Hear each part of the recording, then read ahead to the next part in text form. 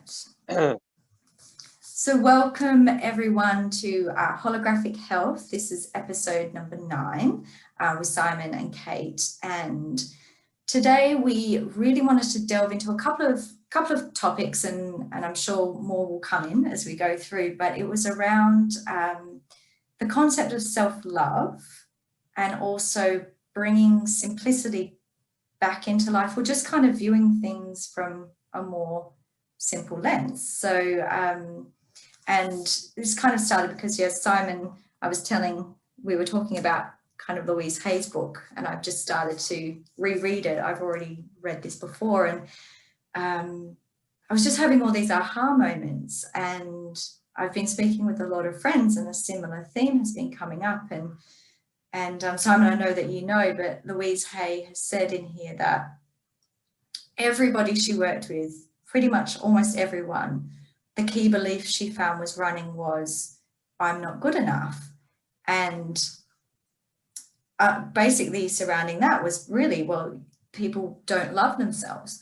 So we may love who we are at certain aspects, but this is kind of core belief running that I'm not good enough. And I wrote a couple of things down. She sort of said, following on from that then makes us feel like I don't deserve whatever it might be, or and then that leads on to I don't do enough, or I'm not doing the right things, and you can go into this sort of spiral of negative thinking. And she's saying in that too that the negative thoughts that come in are they're just a way to keep us stuck in the past. And her theory about kind of letting that go is quite simple, to just let them pass through. But I think anyone that's read Louise Hay knows she's massive on things like affirmations. And something that stuck out for me was a section she has in here, and it's kind of the anecdote, I guess, to the I'm not good enough. And she suggests that we say to ourselves at least 100 times a day, I approve of myself, and say it over and over and over again. And she sort of laughs because in the book she says, people always complain when I say 100 times. They say 100 times. And she said, well, how much do you worry all day long? How many times do you repeat worrying thoughts?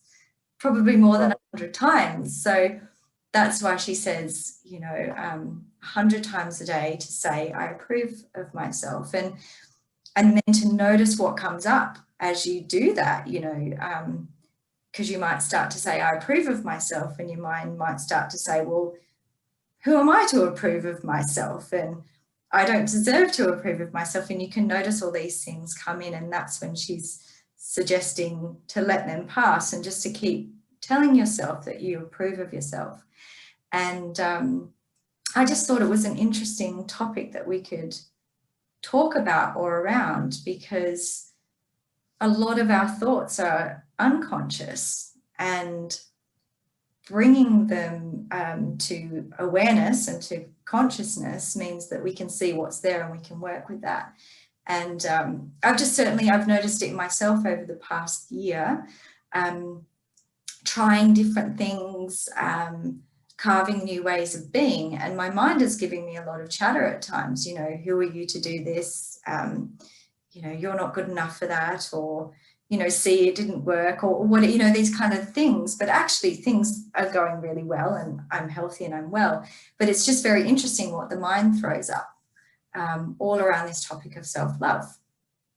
And so, I thought we could just open the discussion with that and kind of get your thoughts on that as well, Simon. And then, just wanted to talk a little bit about simplicity as well, and we can kind of get into that. But I've just had the realization the other day that I've lived with a suitcase of things for about 9 months, because I left where I was with like one big suitcase, and that's all I've had of my things for the past 9 months. And it's felt weird at times, but also incredibly simple.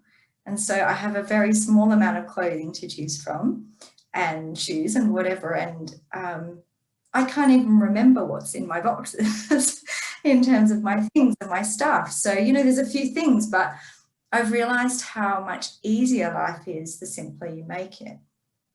and how distracted we can get with too much stimulation, whether that's books or clothes or things or places to be or what have you. So yeah, just thought I'd invite a conversation around those couple of topics.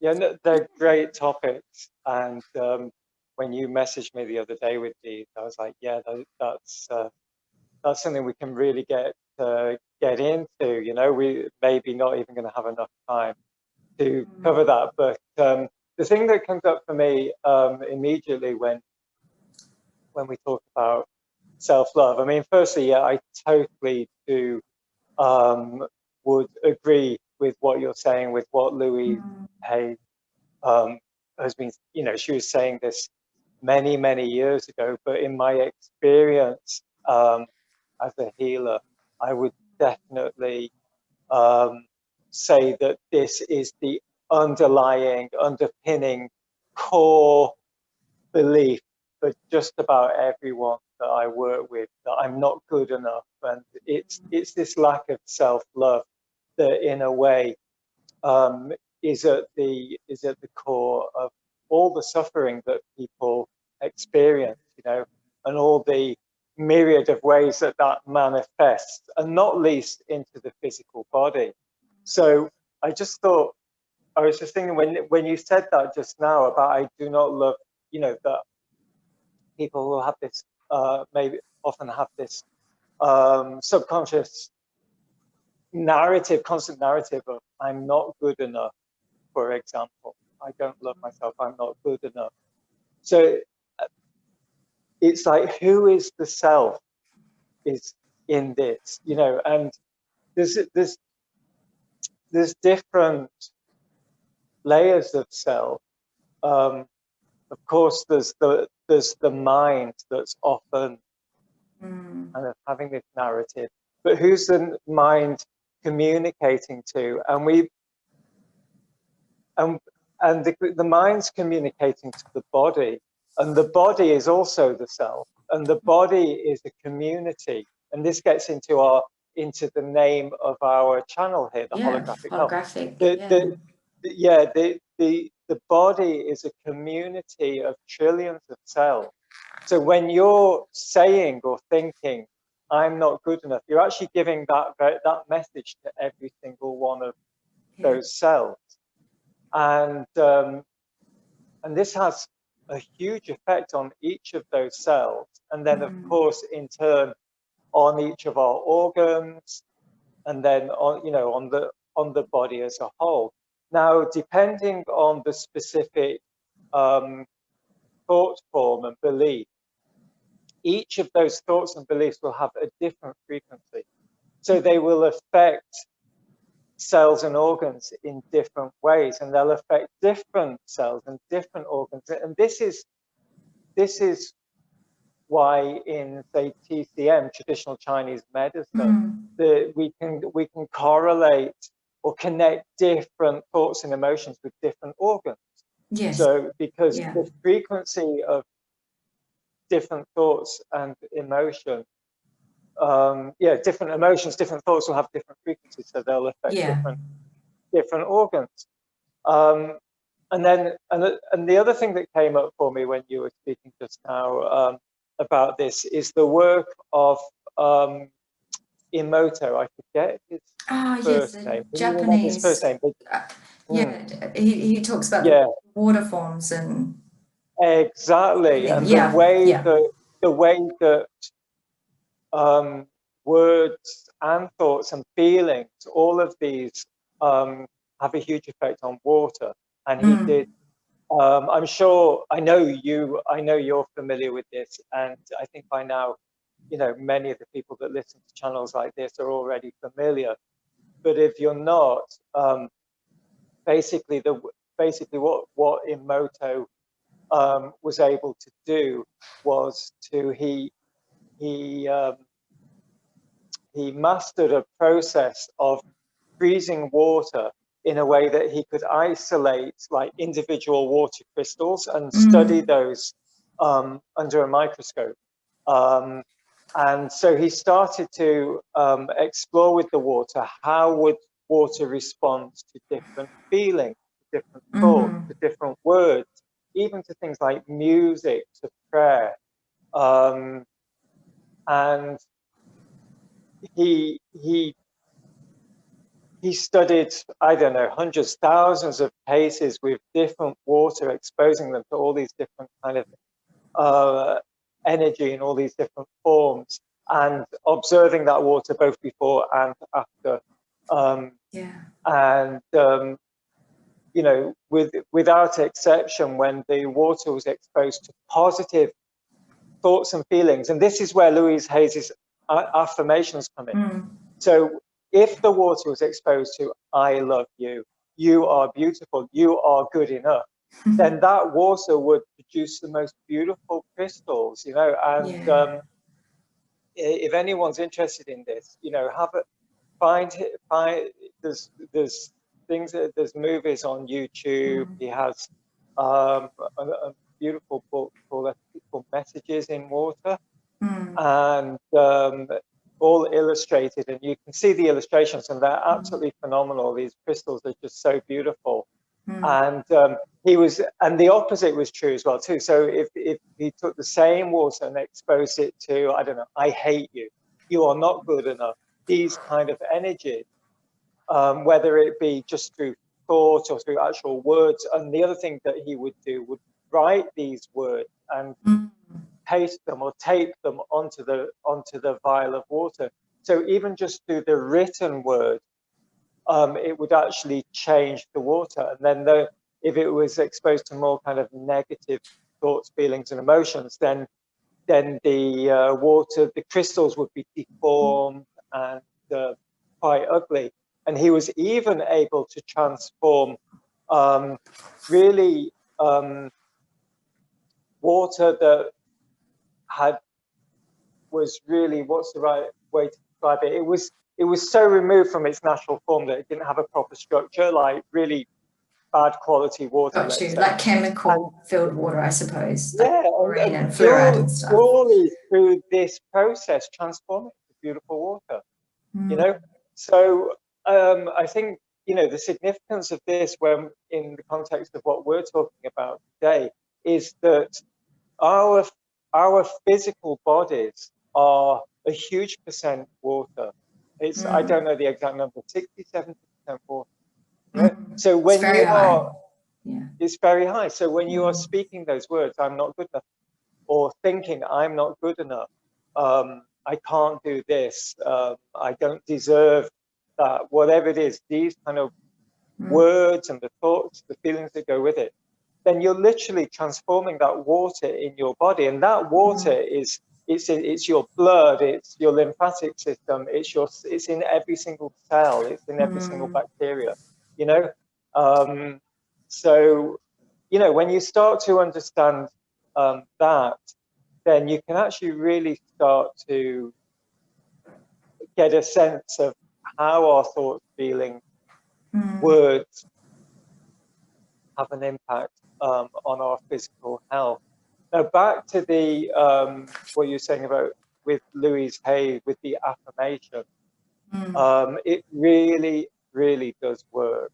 It really does work. And if anyone has any doubt, do it. Just try it. Something that I add to that for myself, like if you come to my place where I live, it's actually quite funny, because there's things written all over the place. There's just stickers all over everywhere, so that I see them all the time. You know, all kinds of different affirmations. You know, affirmations around abundance. You know, "I always have more than I need. I always have enough to share." Or affirmations around being safe, affirmations, you know, around being healthy, etc., etc. But I plaster everywhere. And then on top of that, because I'm a Reiki master, so in Reiki we use symbols, and these esoteric symbols, they're highly kind of charged with vibrations, with specific intention. So I use those as well too. And actually, symbols is a whole other subject area here that we could get into. But I think yeah, I could talk about this for a long time, but those were some of the things that first came up to me when you mentioned it.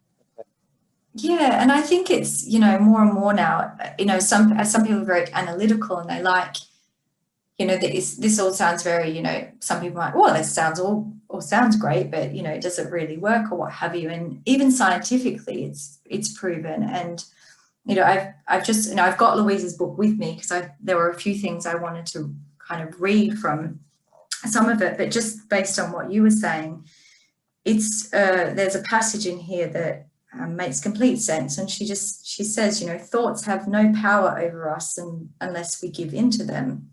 They're only words strung together. They have no meaning whatsoever. Only we give meaning to them. So let us choose to think thoughts that nourish and support us. So we have the power over our thoughts, what we think, and the meaning we give. And even scientifically, it's proven as well that when you think negative thoughts, it releases certain chemicals into the body. So you can think, if you think I'm tired over and over again, you release chemicals into the body that make you feel tired. And so you feel tired, so you think you're tired. It's sort of a loop. And you can do exactly the same the other way. I feel inspired or I feel energized. And the more you can condition your body to that thought, the more chemicals you produce that make you feel energized. And so you can use it both ways. And something that's getting a lot of airtime now is the concept of neuroplasticity and, you know, rewiring the brain. And it was once thought that we were hardwired, you know, and past the age of, you know, mid-30s, there's nothing you can do about that. And that's obviously being disproven, but it's kind of adding on to what we're talking about. If you're thinking these negative thoughts, you've wired pathways in your mind. So these thoughts become subconscious. You're thinking them because you've wired that thought so many times. The neurons have wired together. And I think they say neurons that fire together wire together. It's kind of a saying. And so if you think the same thing over and over, and, you know, it might seem all doom and gloom, but actually you can use it to your advantage. And that the power of affirmations, you know, you might start off saying, I approve of myself over and over. And maybe the first couple of days, it's going to feel a bit funky. But if you keep saying it over and over again, then you start to rewire that in your mind. So, and the more you start to rewire, I approve of myself, those neurons fire together and they wire together. And then the less airspace and energy you're giving to the negative thoughts. So it's just really about giving ourselves the best support and nourishment we can with our own thoughts and giving positive meaning to that. So we can look at it from a scientific basis as well as a spiritual basis. And those thoughts and words are going to carry a vibration, like you said, Simon. So those positive thoughts are going to send messages all through the body to different organs that are vibrating at a higher level. Yeah, I feel that it's time that we stop separating science from spirituality. Absolutely. You know, and yes, and I think the two are very much coming together now, and this need for a scientific method that brings proof into the third dimension, you know.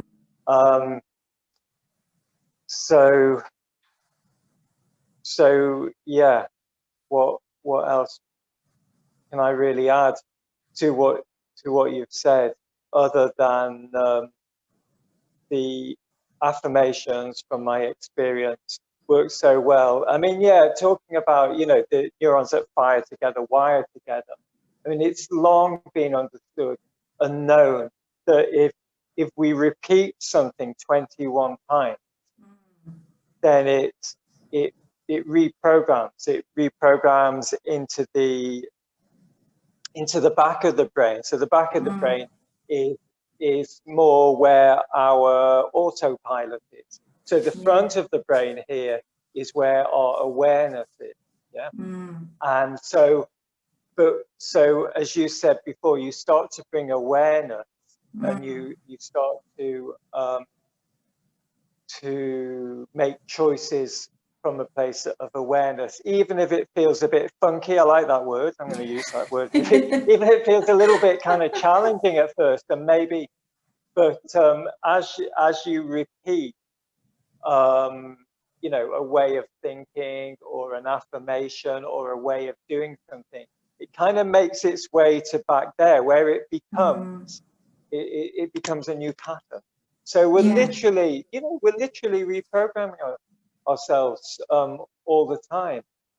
And yes, I mean, at 55 years old, I can definitely vouch for the fact that that doesn't stop at any age. Yeah. You know, there's that saying that you can't teach an old dog new tricks. Maybe it's true with dogs, but with us, I don't believe it's true. And I think actually doing this consciously and constantly reprogramming ourselves keeps us young. It's part of what keeps us young as well too, and not getting stuck in those kind of ruts and ways of being, because those all manifest into the body as well too. The body becomes kind of rigid and stops and stops really creating, you know, creating within itself, you know. So we are extremely creative beings. We're here to create, and that there's absolutely no reason why that stops at any age, you know. And this really is very fundamental to our health, I'm sure.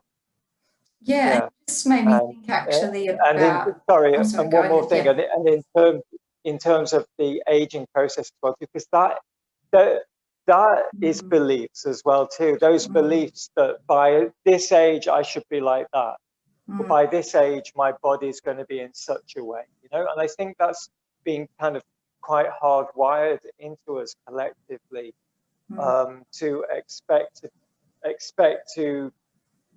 to have certain levels of health at certain ages. And again, I really do believe that that is not true, and that we can maintain our health as we get older through consciously.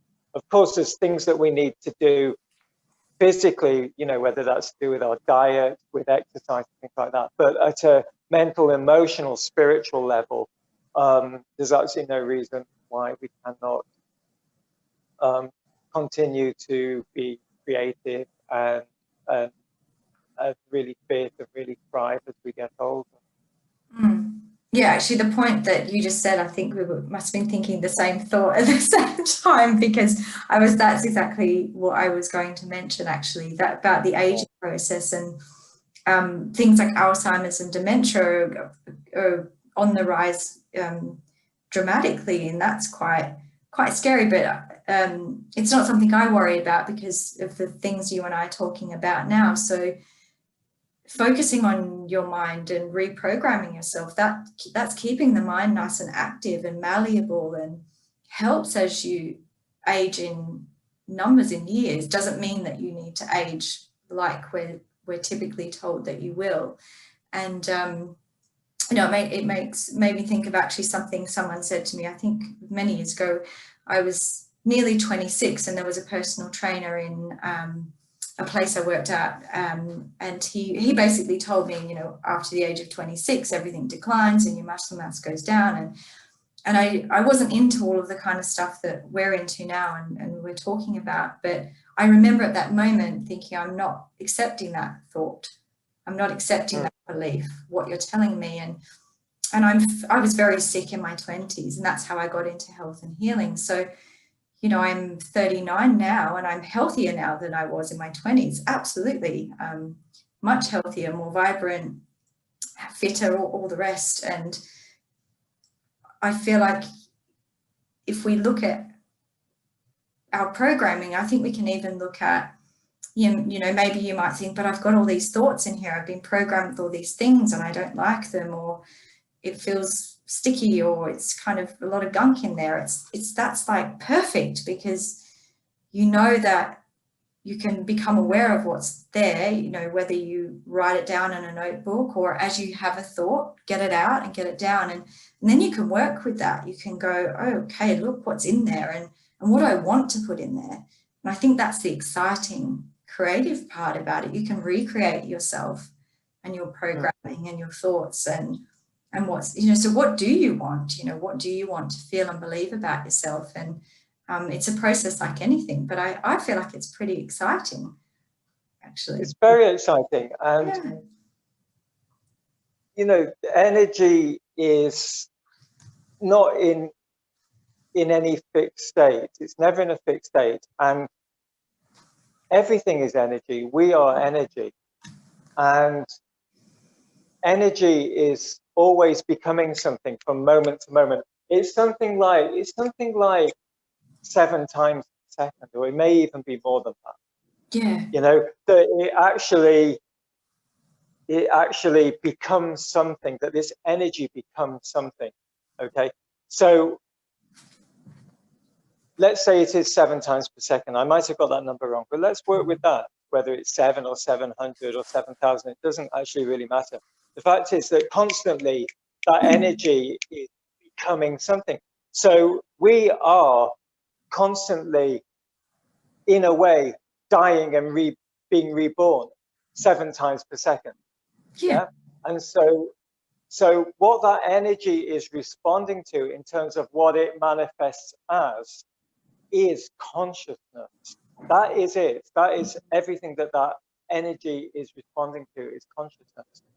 And so back to the very beginning of the conversation of, you know, the I am not good enough.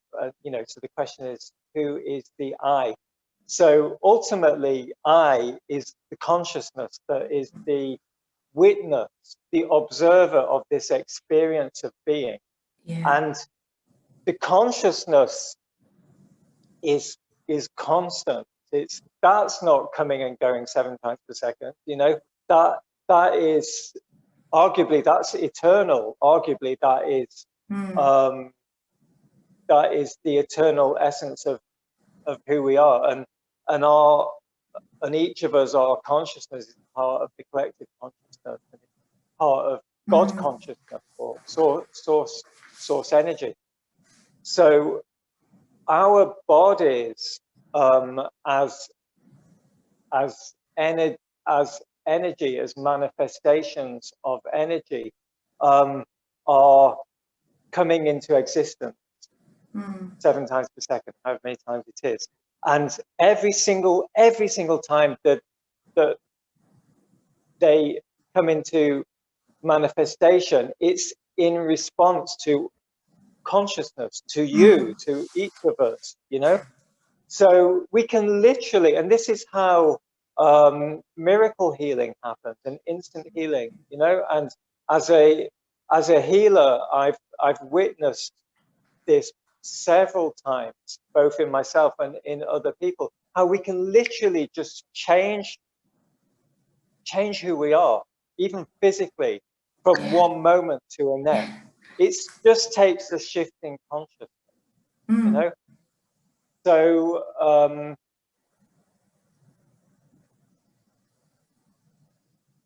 so it's just it's really knowing who you are. Know thyself. This is what Jesus said. Know thyself.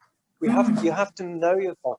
If you know yourself, then you become the conscious creator of yourself, of everything that you experience, of everything, you know, that makes up your personal world. You become the creator of that through your consciousness. But to master consciousness, we need to master meditation. This is the way. If anyone knows of another way, please send me a message. But as far as I know, this is ultimately the only way to know yourself and to master your consciousness is through meditation. Yeah, and I agree with that for sure. Yeah. And then, as you say, then you can really take charge of your own thoughts, your own feelings. And when you become you know, the master of your own thoughts, feelings, and emotions, then you become the master of your own life. You know, this is becoming a master. This is becoming a Buddha, a Jesus Christ, a Muhammad, and this is what and all the other great masters that have left pretty much the same message. You know, and none of them said that they were any different than each one of us. We're all all have that potential within us.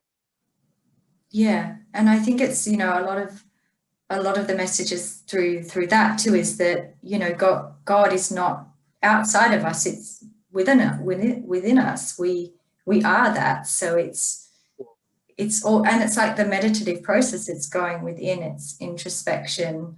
And I think, you know, it might be a good kind of segue into the simplicity part too, because I think, you know, rereading Louise Hay's book, it's the You Can Heal Your Life one. And I loved, it's, you know, you can get quite into it with lots of different affirmations and things like that. But what I enjoyed about it was the simplicity that there was this one core belief, I'm not good enough, that underpins everything else and leads into all the other negative thoughts. And then the very simple flip of that is I love myself, I approve of myself.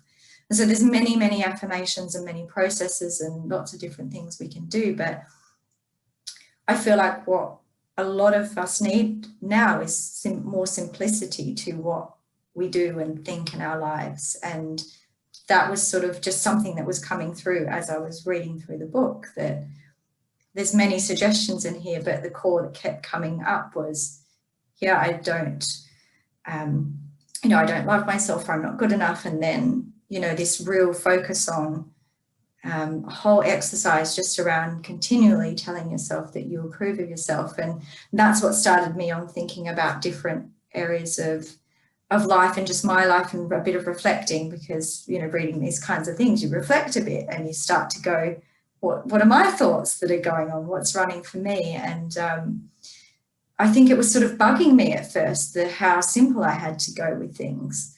And now I love it, because, you know, people say, oh, it must be hard. You know, you're left with a suitcase of things and that's all you've had for 9 months. But it's been amazing. And it's just brought this theme back into my life that I now want to carry forward, no matter sort of, you know, where I go, what I do, to bring that element of simplicity to life. Because I don't think my life was very simple before. It was quite fast paced and there was a lot going on. And there was a letting go of that, a dying off of that was still a process for me to go through.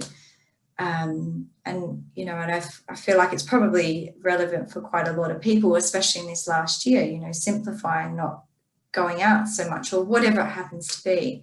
But it feels calming to bring simplicity to life, and letting things flow more, even from a decision point of view. Simon, you and I have talked about it before, about kind of not really having to make decisions, and it's more trusting the flow of life. And that comes up quite a lot in Louise Hay's book too, is trusting the flow of where things are going. And so, yeah, I sort of just wanted to offer a simple way of dealing with these kinds of things. Okay, changing my thoughts to more positive ones. It doesn't need to be this huge adventure that we take on, or huge challenge. It can be really simple. You know, just seeing what's there and slowly, simply making the changes, so it's achievable, and we can actually integrate these things into our life that make us feel better. And yeah, so that's kind of what's been going on for me in that sense. Yeah, I mean, in order to meditate and live a life in a meditative way, which means live your life in a conscious and aware way. And as we've just been saying, you know, that this is how we create and maintain great health and abundance, and the kind of lives that we are here to live is through being being conscious creators of that, you know, through through meditation. So in order to really meditate, we need to have a degree of simplicity to our lives. You know, it's nearly impossible to sit down and meditate if you've just got so much going on in your life, you know, and your mind's just like this. So for me, simplicity goes hand in hand with living mindfully and being conscious. And I think it also ties into taking one's own power rather than giving it away. Because what we often do is give our power away to external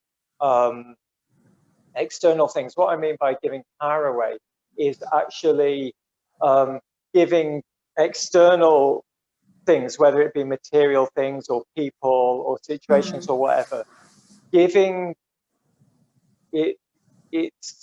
it's entrusting our well-being to those. Yeah. When, you know, when I've got this, I'll be happy. When I've got a bigger one of these, you know, car, house, job, fill in the dots, whatever it is, then I'm going to be happy, you know. Or even the way that we've entrusted our health to doctors now.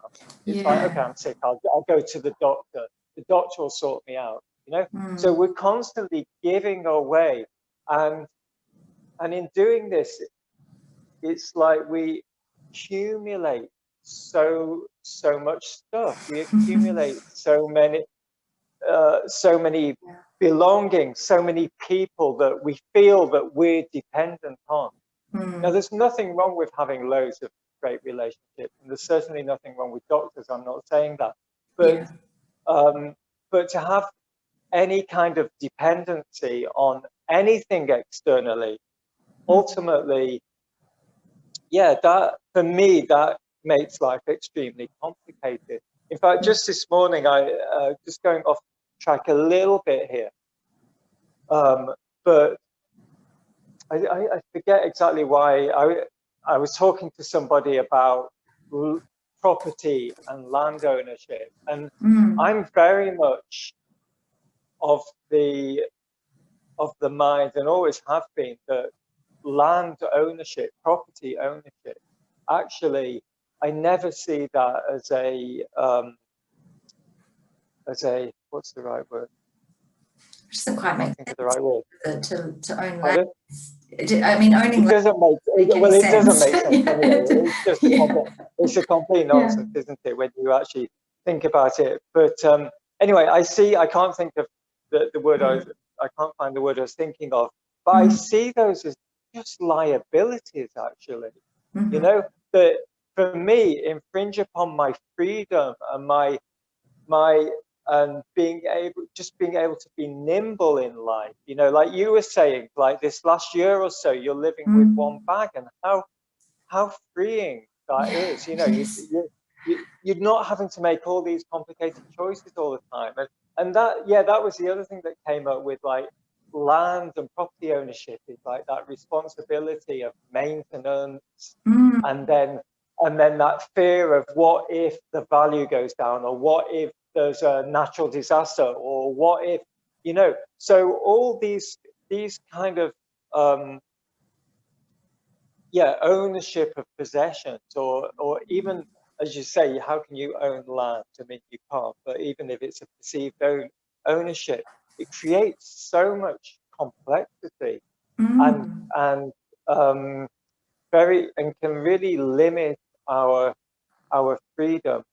So